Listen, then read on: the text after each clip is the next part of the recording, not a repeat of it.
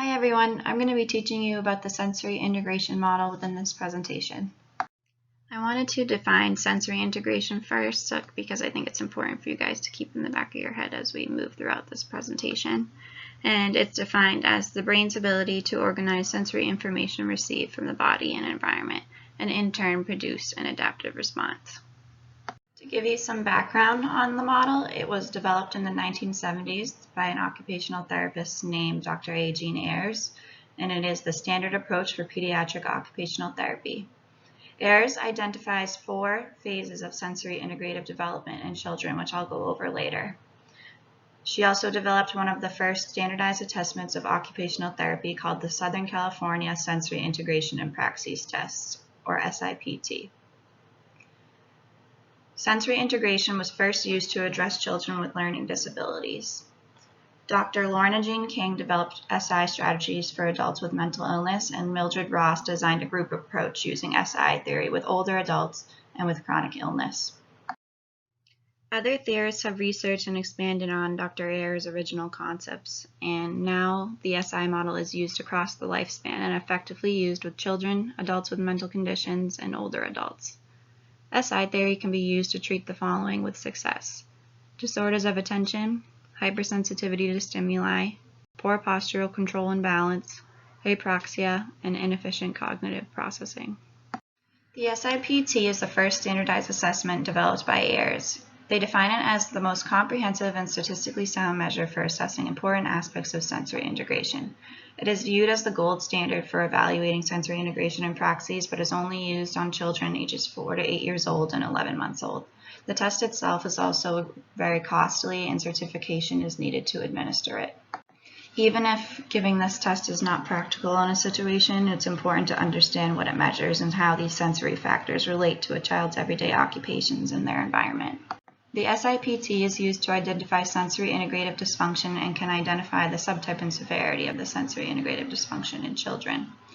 4 types of sensory integrative dysfunction that Mulligan identified are visual perceptual deficits, somatosensory deficits, bilateral integration and sequencing deficits, and dyspraxia. I'm going to go over the 5 basic assumptions of SI theory. The first is that the central nervous system is plastic. What this idea means is that the plasticity of our brain allows for the person-environment interaction to enhance our neural integrative efficiency. Any problems that arise during this interaction and during critical periods, though, will interfere with optimal brain growth and overall ability. If we identify these areas at a young age and treat them, we can enhance a person's opportunity for normal development. Assumption 2 states that sensory integration develops in stages. This is when Dr. Ayers' 4 phases come into play. She believed that the infant brain was immature and not yet capable of processing all sensory information. She came up with these 4 phases of more complex sensory integration as a continually flowing process. Each phase is related to a different portion of childhood. Phase 1, for example, is related to infancy. The senses that are into play during this phase are tactile, vestibular, and proprioceptive, and they become integrated to create this mother and infant bond. You'll notice in the table on the right the different types of sensory input that are into play during that phase, and which senses are into play as well on the left-hand side. So for example, eye movement, posture, balance, muscle tone, gravitational security, sucking, eating, the mother-infant bond, and tactile comfort are into play during the tactile, proprioceptive, and vestibular stages. During phase 2, the same senses become building blocks for emotional stability and kind of pave the way for the rest of the senses to develop. Phase 3, speech and language development depend on the integration of auditory sensations among other senses. During phase 4, which is 4 to 5 years of age, sensory integration should be well developed. Assumption 3 is that the brain works as an integrated whole. So Ayers continually stresses the idea that foundation skills pave the way for a higher level of brain function. But often people associate this with hierarchical, and it's not. It's just a view of brain functioning and lower and higher order brain functions that influence each other into maturity. Assumption 4 is that adaptive interactions are critical to sensory information. Children really learn by interacting with their environment. An example is if a child climbs up a step and falls backwards. The next time the child tries this, they might change their approach by refining the movement. Maybe they're holding on to something for support to produce a more adaptive response, which is staying balanced on the step. This example demonstrates feedback from vestibular, proprioceptive, and tactile systems, and together the child will eventually learn that this is the correct or successful movement for climbing up a step. Assumption 5 states that people have an inner drive to develop sensory integration through participation in sensory motor activities. This is the idea that every child has an inner drive toward a higher development. The confidence a child develops mastering each skill is linked to self-actualization. Children with deficits in sensory integrative development also seek out sensations they need for continued growth. An example is a child who cannot integrate sensations on a noisy playground that will seek out a quieter environment to avoid sensory overload and to continue to function. Sensory integration actually made a lot of advances in neuroscience based on the need for having to understand what goes on in somebody's brain when they react to certain situations. One type of neurological reaction is neural excitation, and it is the person's action or reaction to a sensation, while neural inhibition blocks the response. Sensory modulation is the balancing of neurological excitation and inhibition. This is the need to modulate incoming sensations by ignoring some and paying attention to others or what's more important. Habituation is a learned neurological response to repetitive firing of neurons until the stimuli is no longer in need of attention. An example of this is if you're asleep and a car or some loud vehicle drives by, you automatically wake up and you realize it's snowing out, so you avert your attention to the fact that it could be a plow, and you go back to sleep because there's no longer a threat. Sensitization is the opposite of habituation, and it is when one's attention to potentially important stimuli can increase the ability to detect and discriminate incoming sensations. Someone with heightened sensitivity actually might pose as a disability because they're unable to tune out incoming sensations even when they don't pose a threat. These are in disorders like ADHD, schizophrenia, and brain injury. Dunn's sensory processing model is another approach mentioned within the chapter, and it is related to sensory integration if we remember that integration is how we organize incoming stimuli from our body and the environment and produce an adaptive response to it. Sensory processing is focused on interactions between neurological thresholds for incoming sensory input, such as different smells, sounds, tastes, and the behavioral responses elicited by those inputs. So if something's too loud, maybe you become nonverbal.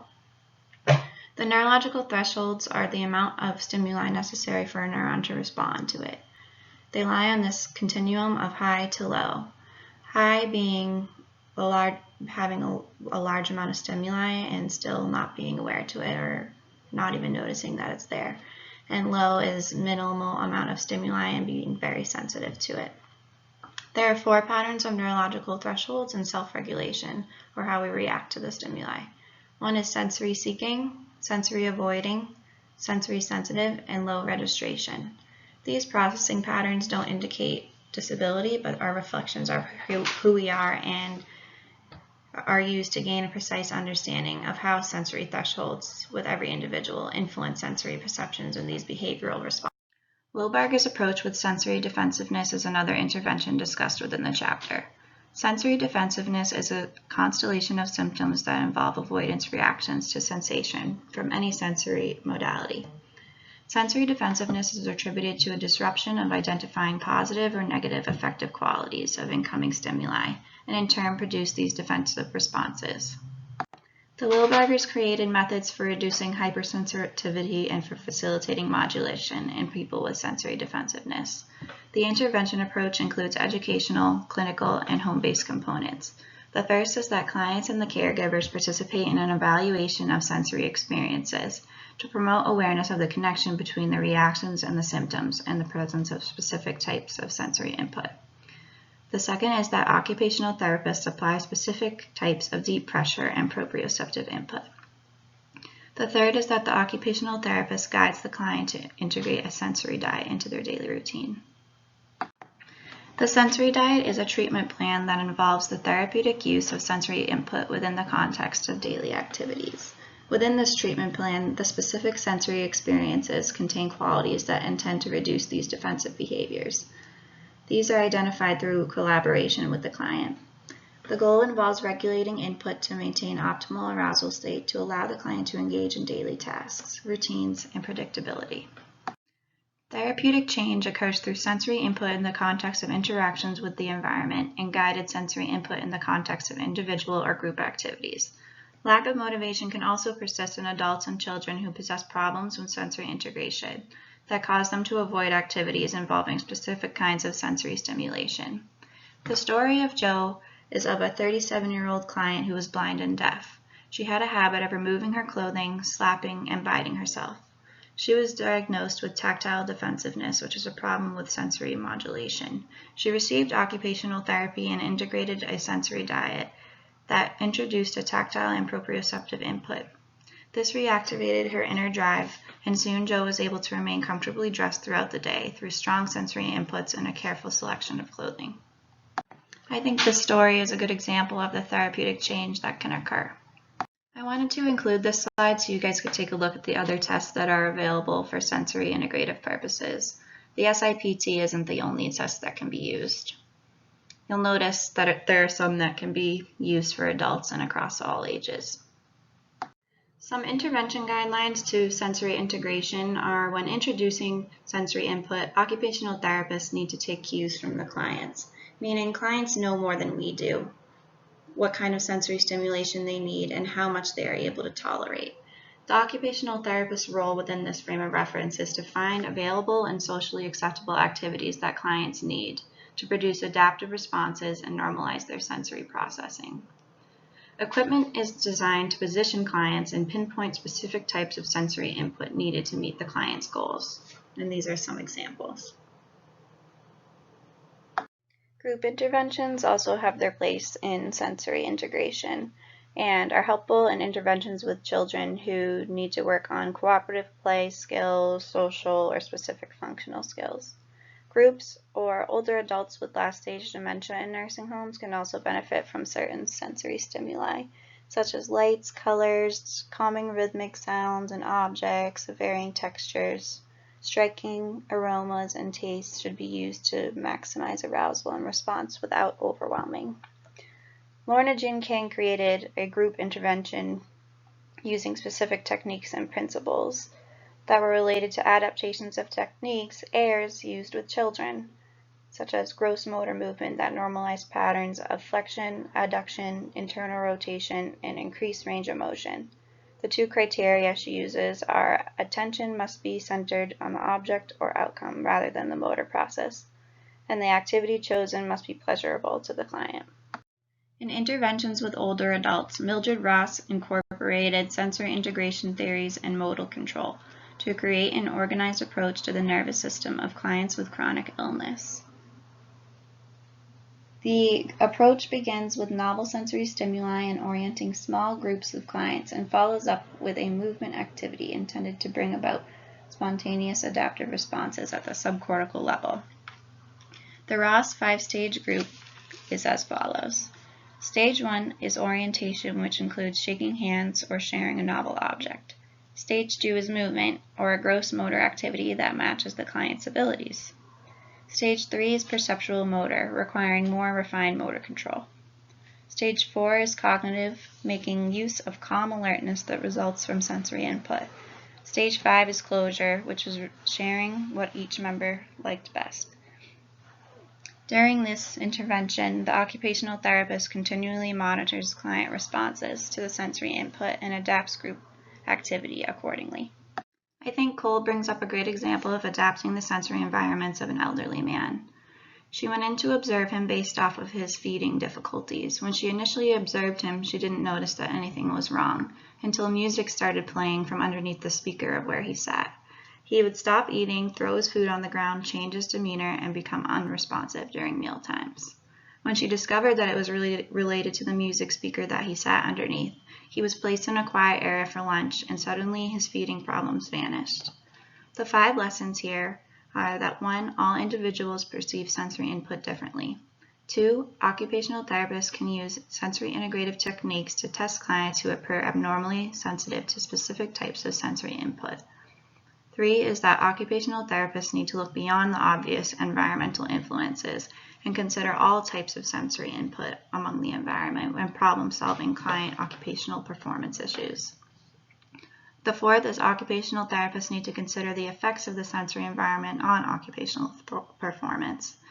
And lastly, environmental adaptations need to include adjusting sensory input to optimize occupational performance. In the case study of Brad, Cole discusses her own son who used to spend most of the day in constant motion and would never sleep. She met Lorna Jean King at a workshop who advised her to incorporate sensory integration into his day and suggested he use a hammock to sleep in and to use slow rocking motions to calm him at night. Eventually, Brad was able to fall asleep within minutes.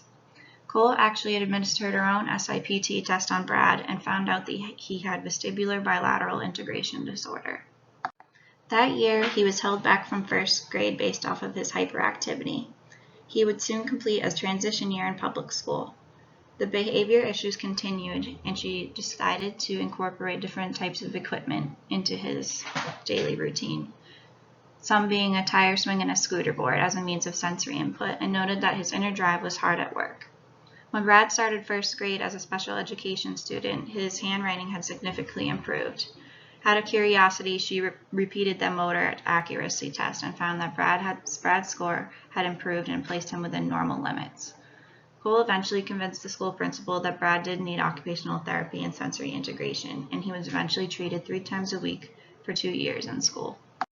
Mulligan noted that sensory integration has been the subject of more research than any other frame of reference in the OT field.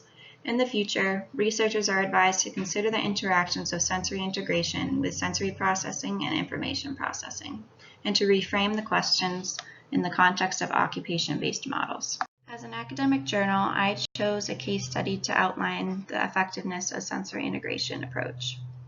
In this case study, researchers Schaff and Neitlinger were interested in the effectiveness of utilizing a sensory integrative approach to treating a child with poor sensory processing. The case report describes a child's impact on their occupational behavior and changes in their occupational performance over a 10-month span of occupational therapy using SI. Throughout this journal, they addressed the child as Jay. They used a sensory profile to address his behaviors and sensory basis. The goals of the therapy were a part of collaboration with Jay's mother and focused on improving sensory processing as a basis of participating in everyday activities. A goal attainment scale was used to document and compare progress on each of the goals. Assessment findings of Jay's strengths and needs demonstrated deficits in sensory processing and affecting his ability to participate in social play and home activities. Direct sensory integration was recommended once per week with consultation and collaboration with Jay's mother, and direct therapy was aimed at remediating the underlying hypersensitivities to stimuli. Results of the goal attainment scale showed Jay met his target level in each of the 5 occupational therapy goals. These findings exemplify the use of SI theory to address underlying issues that are affecting occupational performance and occupational therapy practice to guide the assessment intervention and the outcome measurement.